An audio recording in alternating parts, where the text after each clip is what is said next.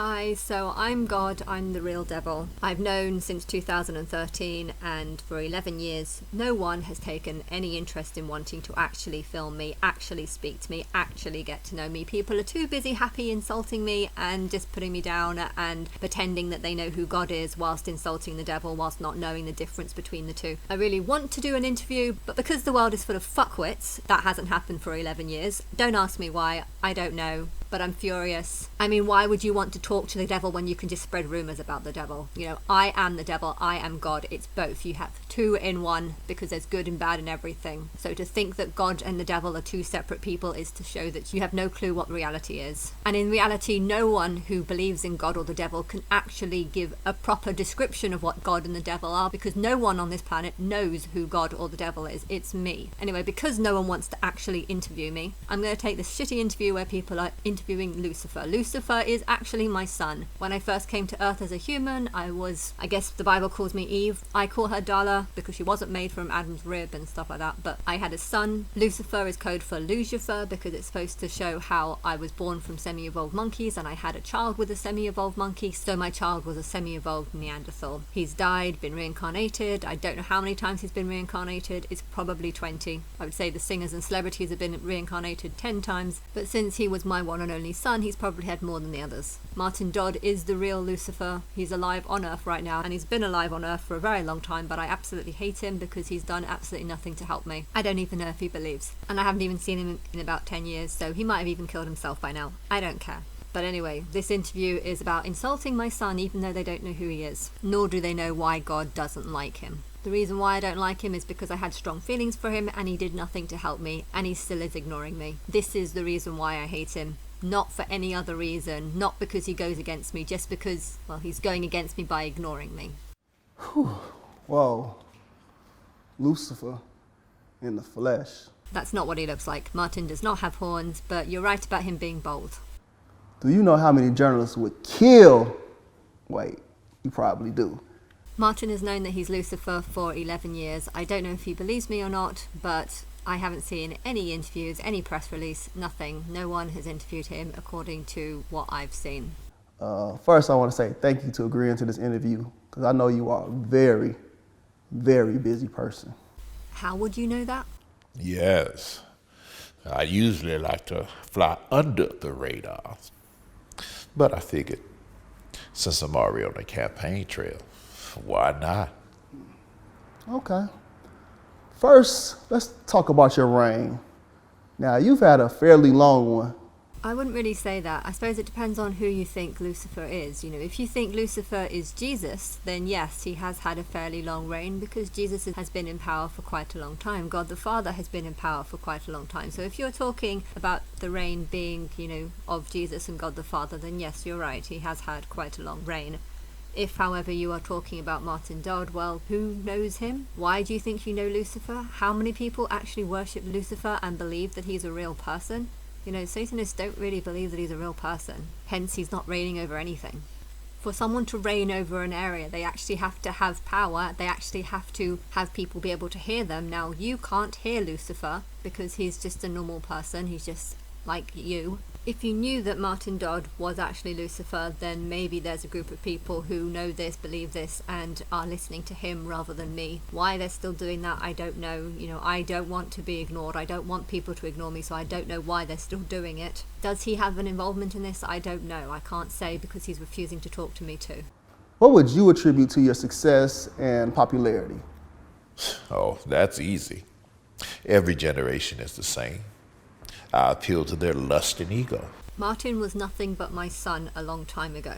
He now works in the music industry, so he probably does make profit and money out of people's lust and desire for sex, because that is what the music industry is all about.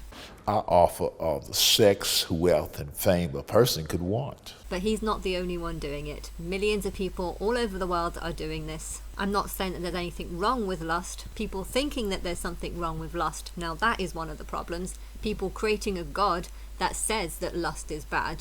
That is nonsense. Ego is a problem. The reason why the real God has been removed from the world is because she is female, and people don't want a female God, so they have created a male God, and they're too busy stuck in their moronic pride in believing that males are better than women, hence why they would never accept me, and hence why I've been able to be preaching about me being God for 11 years and have no one in this world take any interest, because no one in this world wants to believe that God is a female. Or if they do believe and are taking an interest, they seem more interested in just helping themselves rather than actually trying to talk to me, actually setting up a proper interview, actually confirming that they know about me. I don't know why they're doing what they're doing, but I think the fact that they think that they can do what they want and it doesn't matter, I think me being a female has something to do with that, yes, because people see females as being weak. The number of people that I've told God is a female and they've responded by saying, why does it matter? Because it's the truth, because it matters to her. They don't care. Their ego of believing that God is a male is way much more important than the truth. Don't just blame this on one person. This is a massive problem that the whole world is experiencing, not because of one person, but because everyone wants a male God. Everyone has a massive ego. A huge number of guys here take a huge amount of pride in believing that they're better than women, or that they should be the head of the house, that they need to be the ones who make all the decisions. If you kill that, you'd kill their ego, and they won't like it. So they ain't going to support me. And you're not going to support me either, because this whole video that you're making is for your own ego. It's an ego trip of yourself by saying, we know who the devil is. We're smart. We're going to create an interview where we are interviewing the devil and saying all the things that we believe that the devil would say, when really you don't know the devil. Do as thou wilt has been my campaign slogan from the start. And my campaign platform hasn't changed either. I run on the same 3 issues every generation: lust of the flesh, lust of the eyes, and pride of life. Okay. For some reason, you seem to think that ego and lust are on equally bad levels, because you can't tell the difference between what's good and what's wrong. I could have chosen any soul to be my son, and he was the one that got selected. But he is not ruling over anything, because no one actually knows who he is.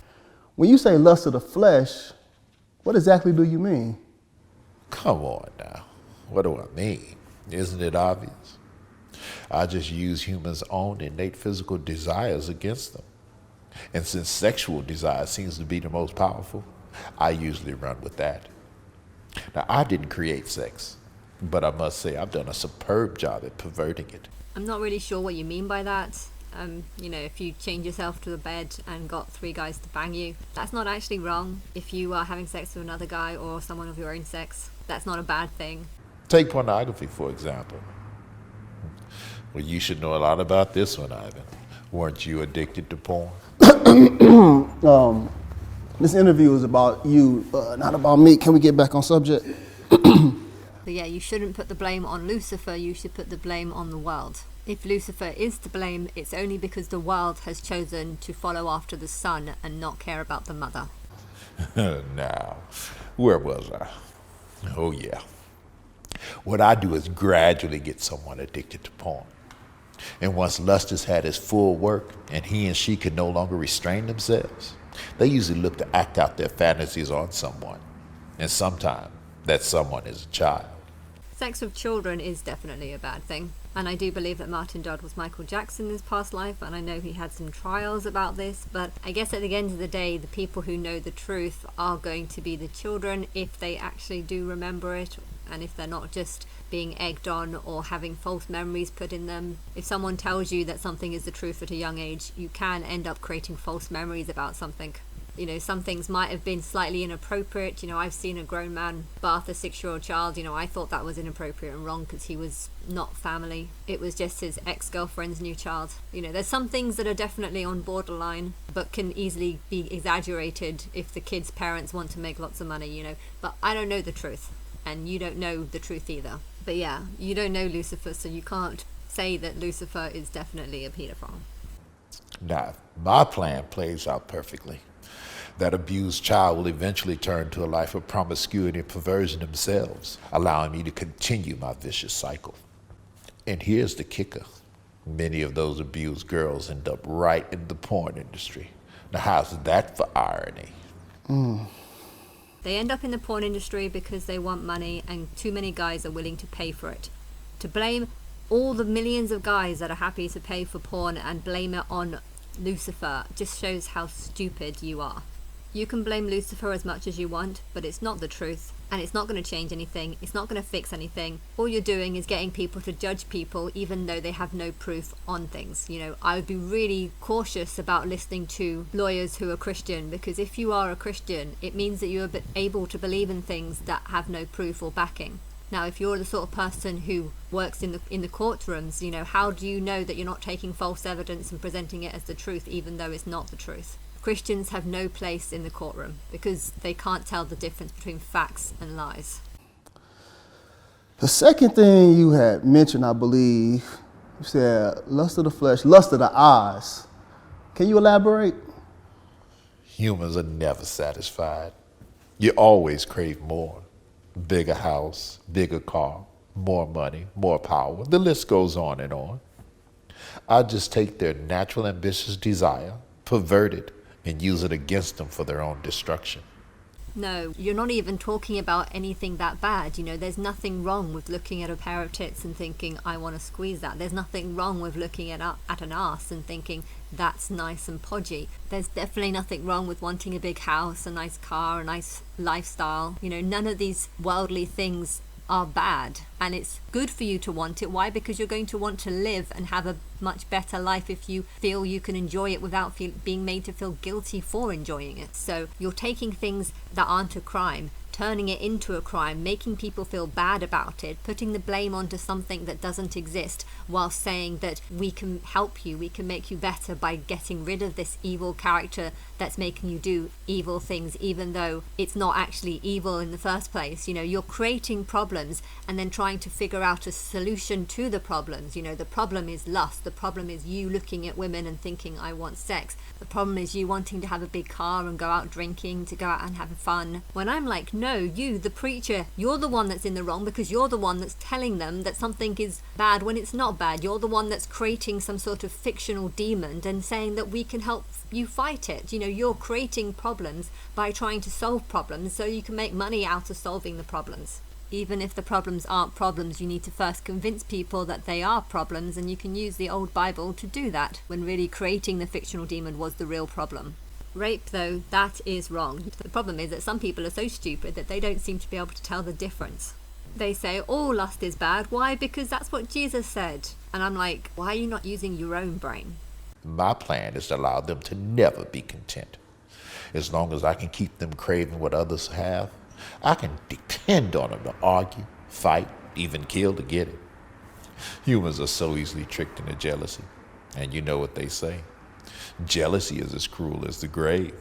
Yes, I have heard that before. Why is it that people who believe that this is what the devil thinks, why would they not question themselves and say, you know, why does the devil want this? Why does Lucifer want people to argue amongst themselves and to hate each other? You know, what would be the purpose or reason for it? You know, if someone hates someone, you know, they want them to argue because they hate them. But why does the devil hate people? You know, I thought he wants to be worshipped, so why would he want to turn people against each other for not worshipping him, when in reality you can't actually speak to him, you can't actually know who he is, you can't actually hear him?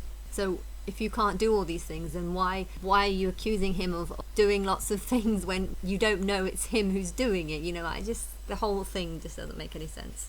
You might say, oh, because he finds it funny or something, but isn't that just how humans think? You know, some people find it funny to wind up others even if they haven't done anything on themselves. You know, this is just how humans think. Maybe Satan feels this way, but if that's the case, then why would God create him? Why would God allow such a character with such power to have such influence on the world? You know, it's just blaming people's sort of dark instincts and cruel nature, and blaming it on an individual when that individual doesn't actually exist and doesn't have the power. It's just people being like animals. But I think because they're very stupid, they don't realize that by creating such an evil character, they're actually sort of insulting God, because God is supposed to be the creator of this evil character. So how can you love God if God has created this evil character to influence others? You know, it's a fictional story that's against itself, and the only way to really be for God is to not tell stories like this. A true God creates evolution. A true God was formed from evolution. hence can't change it because this is how she was formed and this is how you were formed. This is where evil comes from, just time, experience, and nature, the matrix. Now, if you tell the story like that, God can't be blamed for the devil. God can't be blamed for evil. And people become more intelligent because they're, seeing the truth, which is that God has influence, but God did not create evil. By creating a Lucifer character or a devil character, you are saying that God has created this because you're giving all the power and glory to God, but you're also saying that God created all things, including this evil thing. If you want to fix something, you have to actually find out what the real problem is. Blaming Lucifer and the devil is not going to fix anything because they are not the real problem. People and their instincts, their bad ways, their bad religions, their false teachings, their false view on right and wrong, this is what's causing problems. Oh, and refusing to help me, that's causing problems because no one's helping me. I'm getting incredibly pissed off. I'm yelling at singers and celebrities for just having a nice life whilst ignoring me, and I'm probably causing them problems for doing that. I'm glad because you're causing me problems by refusing to help me. It's a vicious cycle. I'm going to continue hating the world so long as the world continues to reject me. I don't care if you want to preach about God and the devil and preach about how God saves everyone and the devil kills everyone. If you want to preach nonsense, that's fine, but that just shows your very low state of thinking, your very stupid mind, and people who think stupidly are going to cause problems on other people. Why? Because they're going to start thinking wrong is right and then blaming other people for doing things right, but saying that they're doing it wrong. The last thing you had mentioned was, I believe, pride of life. Now, how does this fit into your campaign platform? Humans are always on a quest for knowledge.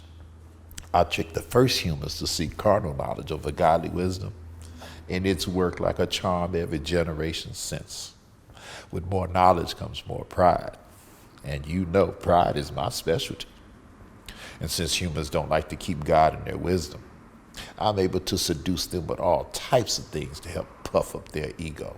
Being proud of life is a good thing. It doesn't really have anything to do with knowledge and tricking people. I think though people are proud of their own beliefs and therefore like to make videos that mock the devil, talking about how wrong it is to give knowledge and how wrong it is to give pride of knowledge, pride of life. But yeah, I think they're just really confused because it's good to be proud of life. It's good to have pride in yourself. It's not good, though, to be proud in the wrong things. If you are proud of God the Father, if you are proud of your religion, if you are proud of believing that the devil is responsible for all the problems, this is not something you should be proud of because this is not the truth. The truth is something you should be proud of. And it's strange how you're kind of mocking the truth, even though it's not the truth. So you're just turning yourselves into a fool. Lately, fame has been my biggest seller. Who doesn't like attention and feeling more important than the next person? Once I make them famous, I can really use them to promote my agenda. With their help, I've convinced half of the world to not only accept sin, but to celebrate it.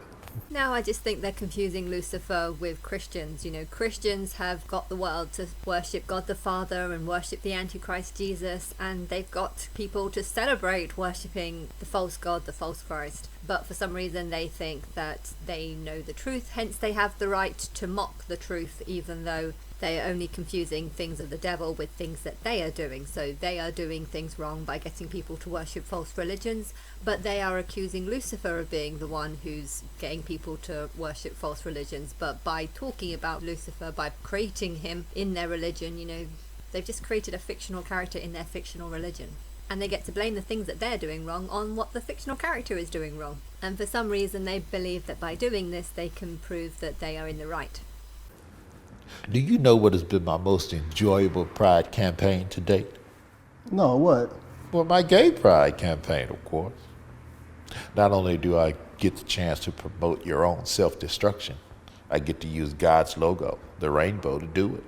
Why do you think being a gay or lesbian person means that you're involved in someone's personal destruction of themselves? That's got nothing to do with personal destruction of themselves. Denying who you love, forcing yourself to love the opposite sex when you don't feel that way about them, this is more destructive on a person's soul. Love is love, right? My plan not only prevents you worthless humans from reproducing, it distorts the gender roles and allows me to bring all types of chaos and confusion upon your pathetic societies. It's been so successful, I've got men convinced they're women, and women convinced they're men, and some convinced they're no gender at all. By saying that Satan's best thing is the gay pride movement, by saying that that is Satan's best thing, you're only just promoting Satan as like the good guy. But you've turned him into a bad guy because you've actually got him to hate gay and lesbian people by getting like this character to say how he believes that it's self-destructive being gay. I don't believe that Martin thinks that gays are wrong. I don't really know his personal view on it, but I felt like he was slightly gay himself. So I really don't think that he's against gays or thinks that it's a destructive thing on a person. And I'm slightly lesbian because I hate guys. So it's interesting how you're using this character to promote your own gender, your own belief, but you've put it inside something that's supposed to represent something that's evil because you want to say how it's evil. If you believe that it's wrong to eat an orange, getting the devil to say, I'm going to make you eat an orange, doesn't mean that eating oranges is bad. So this proves nothing other than the fact that you want to brainwash people into thinking the way you do. If the devil wants to confuse people, all he needs to do is get people to read the Bible and believe that it's the truth, and they will be confused as fuck, because the Bible is full of contradicting statements and a bunch of stuff that doesn't make sense, mixed in with fairy tales and things that can't possibly be true, but it states that it is the truth and says that if you don't believe that this is the truth, then God is going to send you to hell for eternity because God loves you so much. But for some reason you think that a guy dressing up like a woman, that's all kinds of confusion, that's going to cause very big problems. But it's fine to believe that there was a talking snake in the garden. It's fine to believe that the world was made in 6 days. It's fine to believe that Adam and Eve were just kind of made out of nowhere. It's fine to believe that there's this devil character that's going around tricking people and causing all sorts of chaos. It's fine to believe that Moses was a man of God when really he just went out to make war and kill lots of people. He had the power to part the Red Sea and put plagues on Egypt. But of course he's a very nice loving God that can do everything. But yeah, if you get cancer and die, there's no actual guarantee that he'll actually save you. If a big hurricane comes and smashes your house up, yeah, there's no guarantee that God will actually do anything. He can do everything he wants, but he loves you enough to not do that much. You are confusing yourselves by preaching nonsense. How a guy chooses to dress, you're the one that's just trying to control people by telling them how they should dress and making them feel shame if they don't dress the way that you want them to dress. And I've got 2 more Pride Initiative campaigns I'd like to introduce in the near future. Really? I'm guessing you probably want me to ask you what they are, right? Well, first, it's Abortion Pride. Now, I think we can pull this off. Definitely, but I would love to take it a few steps further. I would love to make it that if someone has had a child and their child has been taken off them because they can't look after that child, I think that they should be forced to have some sort of coil. I think it should be legal to force someone to have a coil. My sister's had 3 children now. The first got taken by the father, and my sister lost all rights because she didn't try hard enough to get him back. Although more accurately, she didn't try at all. She just ran off to Brighton, allowed the father to put a restraining order on her whilst believing that it wasn't going to account to anything, only to find that it did account to something, and she lost all access rights to the child because this was the father's wish. Some people are not very nice. The second, she went into a program to test her ability to look after a child, and she was deemed incapable of looking after the child. She got pregnant 2 weeks after losing that child, and she just doesn't care that the same thing again might happen to this 3rd child. Some people should not be having children. Some people should not be allowed to have children. If social services really cared about children, they wouldn't allow children to be born if there's a high chance that they're going to end up in the foster care system. They could have stopped my sister from having this 3rd child, and they wouldn't be killing a child at all, because a fetus is just a body for a soul. If you kill the body, the soul will just go elsewhere. You're not actually killing any life. You're only killing life after it's born. But even if it does die after it's born, it'll just go elsewhere. That's what I think happens if a miscarriage happens. If you get like a new kidney or something, sometimes the kidney fails and it doesn't work, even though there's no real reason as to why it didn't work. And likewise, sometimes a soul can enter into a body and the body just rejects it, and it can turn into a sort of an unexplained cot death. I believe that this is what happens. It's more like the soul was rejected by the brain, hence why the baby died. I'm not a doctor, so I don't really know the details, but it's a belief. Society is definitely ready for it. I've enlisted to help a Planned Parenthood to work with marketing and promotions. And all we'll have to do is silence the so-called abolitionists and pro-lifers, because the rest of the church doesn't seem to care. I think the world will change when they realize that God is actually not only for abortion, but for forced abortion if a parent is deemed incapable and if she's got other children. If you're incapable and you really want a child, I think you should be allowed to. But if you've got 2 or more children and you've had them taken away because of different circumstances, you've failed. You should not be allowed to have kids. And society needs to start taking action to stop these children from being born into disadvantaged families, being born to people who can't look after them, can't feed them, can't guarantee giving them a good life. If you have a cat or dog in your family and you can't look after puppies or kittens, you have to have them neutered so that they can't reproduce. And I don't see why humans shouldn't be treated in this same way if they can't even look after themselves. I think the 2 pride movements that the world needs most are abortion pride and lust pride. There's nothing wrong with liking sex. This is part of nature. This is part of life. This helps reproduce, and it also helps keep couples together. And there's nothing wrong with abortion, but technically it would be better if you just use condoms. Condom pride is better. Or the whole think before you fuck movement, or sex with caution, or just sex with someone that you think would make a good father. It might be different if Sophie was with this new partner for a long time, if they were both looking forwards to having a kid, but this new partner that Sophie had, she'd only met him for a couple of weeks before getting pregnant by him. He's got 3 kids of his own and still currently married. His whole life is going to be massively affected by this, and not necessarily in a positive way. When the child grows up, I have no problem with telling her that it would have been better for her to be born elsewhere. I wouldn't be afraid to say this because it's the truth, and I'm not afraid of the truth. The problems that my sister caused me with her second child has hugely affected my mental state, and everything in the world might be affected by this because I'm now even more angrier than I was. And I think it's sick how there's still people who could put their family through all that and just not care. Her getting pregnant a 3rd time has made me like her even less. I don't think my sister's ex-husband was a very nice person, but I don't think my sister's a very nice person either. They are quite similar, hence why they were together for such a long time. And second is pedophilia pride. Now, society might not be ready for this one just yet, so we'll hold off. I need to desensitize them a little more before we introduce it. Okay. Pedophilia is bad, but it's really bad how you're using it to actually turn people against the abortion pride. Abortion pride is a good thing, so to think that abortion pride and pedophilia pride should be classed as being the same thing, this is just an anti-abortion pride. And by doing that, you're only going to be encouraging more kids to be born to parents that don't want them or aren't ready for them or don't feel that they have the means and funds to look after them. So you're ruining people's lives by saying that having abortion is just the same as an adult having sex with a kid. Okay. Let's change gears for a minute and talk about policy. Some may consider your policies destructive, dangerous even. What would be your response to that? What would you say to your detractors? All of my policies are aimed to do one of 3 things: either steal, kill, or destroy. This is what Christians tell people as a way of getting them to turn away from Satanism and turn to their religion and believe in their God and their Christ and their fictional lies about how they're only saved if they worship their God.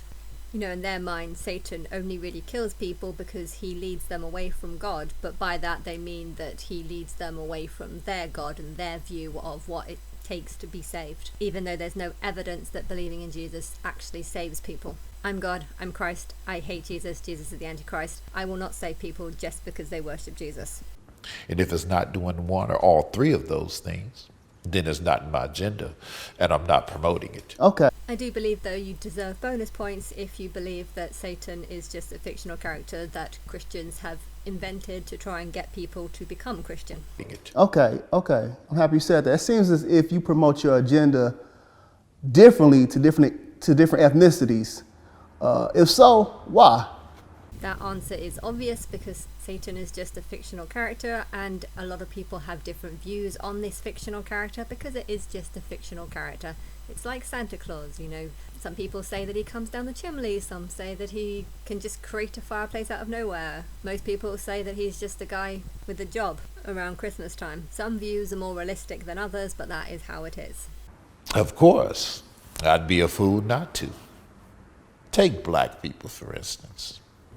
As a people, they're super spiritual, so I can't really convince them that there is no God. What I have been able to do as of late is convince him that he's not the God of the Bible.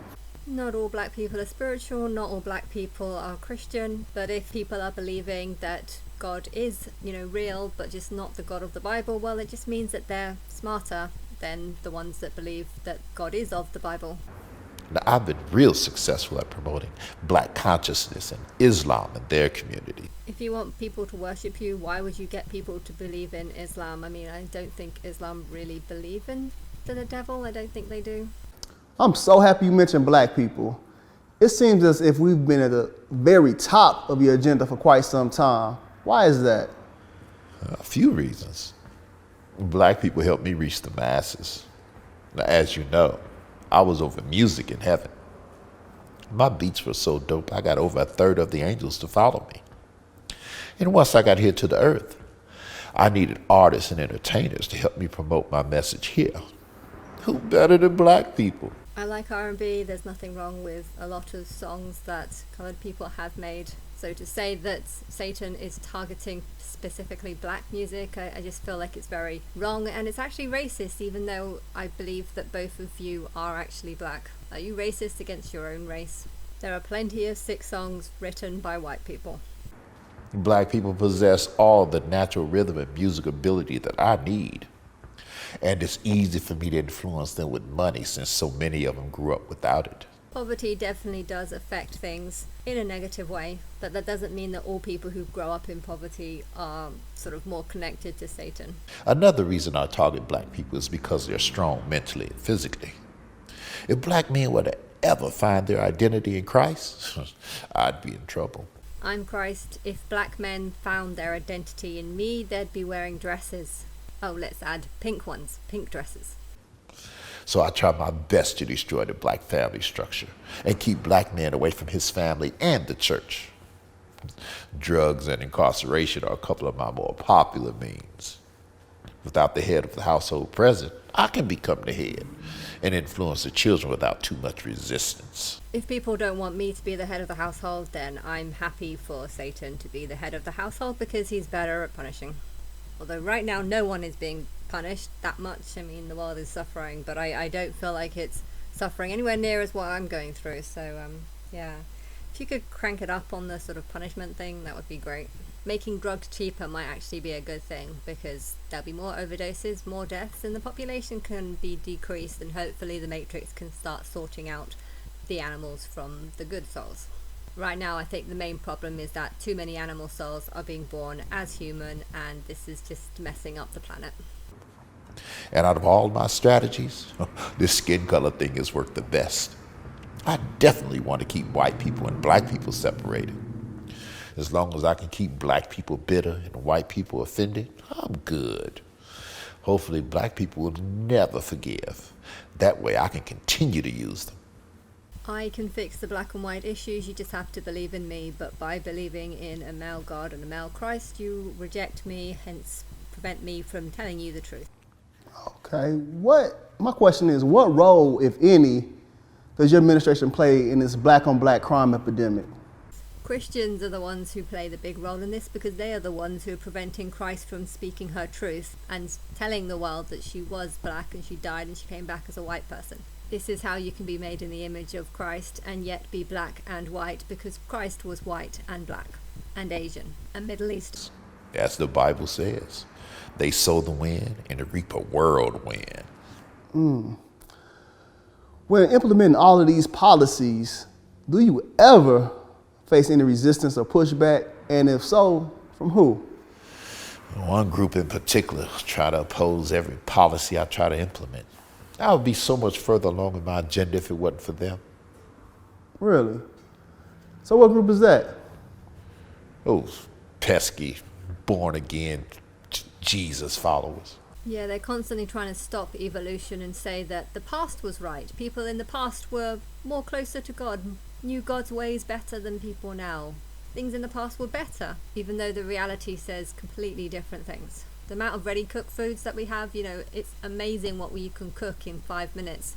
You would have never been able to do this 100 years ago. Before the microphone or telephone or, all our technology that we have now, a lot of Christians would say it's of the devil and stuff, and it's just like, well, if that's of the devil, then the devil's obviously the good guy. They're a real thorn in my side. Every generation, they come together and try to dismantle one of my signature policies. Now, I've convinced half of the world that Jesus didn't exist and the other half that he wasn't divine. But I can't seem to convince them. They seem hell-bent on telling everybody about him and spreading his message. And some of them believe he's coming to unseat me in this generation. Crazy, huh? I'll tell you, those idiots are really messing with my legacy. So, Lucifer, how does that make you feel when us idiots say that Jesus possibly could be coming back in this generation to unseat you? And y'all been saying that for centuries. I just use it as motivation to get as much of my agenda pushed through and deceive as many people as possible before he returns. I think I've done pretty well. My record speaks for itself. I think it's funny how he's making fun of how Lucifer would think he is an idiot, when really he is an idiot because he's created this fictional character whilst going on about how this other fictional character is going to save everything, while saying that this fictional character that he's talking to is going to kind of destroy everything, when really both fictional characters don't actually exist, and he is just kind of taking the piss out of his own beliefs, even though his own beliefs are actually how he feels. Is there any last words you would like to leave with our viewing audience? Yes. I'd like to take this moment and give a special thank you to two groups of people. First, I want to say thank you to all my followers. You are the hands and feet of my administration, and we could do nothing without you. Keep up the good work spreading my message. And second, I'd like to say thank you to the divided church. I love the way you argue and use your passions to fight amongst each other. Keep up the good work. There's really no rush to tell people about Jesus. You all have plenty of time. The last word that I would like to leave is to say, why is everyone ignoring me? Why doesn't anyone want to help me? Why has it been 11 years and still people are acting like I'm not here, like I'm not God, when lots of people know that I'm God but are staying silent for an unknown reason? You know, who are you worshipping? Because you are not worshipping me. I did not ask you to do this. You do not have a covenant with me. You are just lying about something that doesn't exist. I'm convinced that this world is completely against me, has never been for me, has never wanted to help me, is too busy creating fictional characters and promoting them whilst insulting other fictional characters that they've created.